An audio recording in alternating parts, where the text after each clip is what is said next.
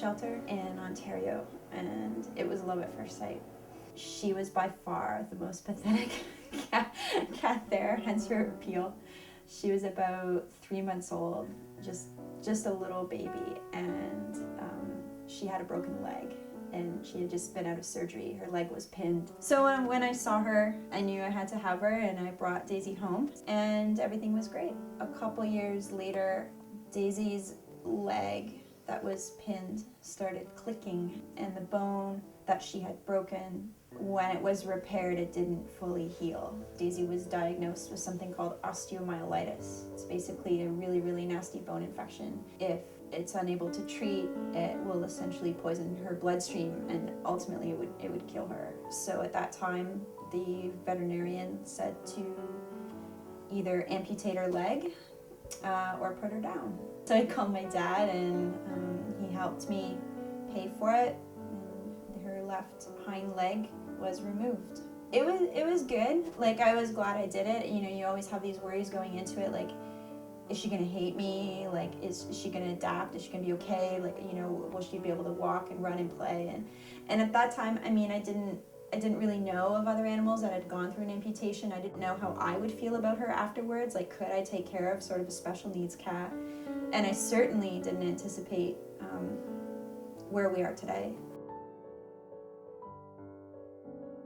It's tough. That surgery is now kind of caught up with her, and so what's happened is her remaining hind leg is essentially exhausted, and getting around has become increasingly difficult. And now we're at the point where the vet basically says that she's immobile, that she's non-ambulatory is the technical term, which means that Daisy doesn't have the ability like other cats to do regular cat things, like, you know, run around or like use the litter box, or just get up and go over to her food dish. So all of those needs need to still be met, and the challenge, I guess, is up to me to be creative about how I can still meet her needs, because Daisy's still there, like upstairs, right? And people will say to me, oh, you know, she can't walk, just put her down and kill her. But I don't see that as being an option, and I don't think it's up to me to make that decision. What I know and what I see every day is she's happy, she purrs, she sleeps in my bed, she has preferences, she likes certain toys, she likes to be in the sun, she loves hot laundry, to be covered up with warm towels, she loves to be brushed. Everyone has sort of their own little special needs, I guess, in some ways, and she has hers. I like to think we're a family, and we deal with it. We deal the best we can with it. I probably owe about $15,000 on the line of credit. Daisy can be at the vet up to 4 to 5 times a month, and it's $300 a pop minimum. You know, if we need medicine, if we need injections. I work full-time for a nonprofit, and I also have 2 other jobs I tend to juggle on the side. When I adopted Daisy, when she was a little baby kitten, you know, even though I was pretty young at the time, I think I was like 18 or something, I made a commitment. I made a commitment to adopting her, that I would be the caregiver for her life. And dude, like, cats live until, you know, up to 20 years of age. And so I have an obligation to see that through.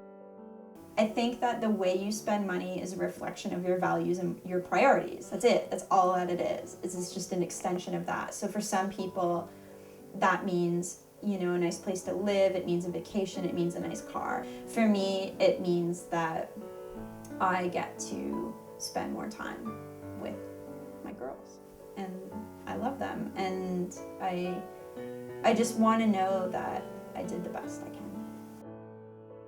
When it comes to say goodbye, it'll be interesting, because on one hand it'll be like, and I don't really feel guilty about that. I think most people do in that kind of role, where you feel relieved of all this like duty and responsibility and obligation and pressure, and it's sort of like this newfound freedom where it's like, you know, whoa, I get my life back. I'm just watching like sit here. But yeah, like I totally break my heart. But I mean, that's okay, and I accept that, and I have photos and videos, and you take comfort in those memories, and you know, I think like everybody that has spent time with an animal and has really connected with their personality and character, Toys? you just can't help but like this, you know, this big bond.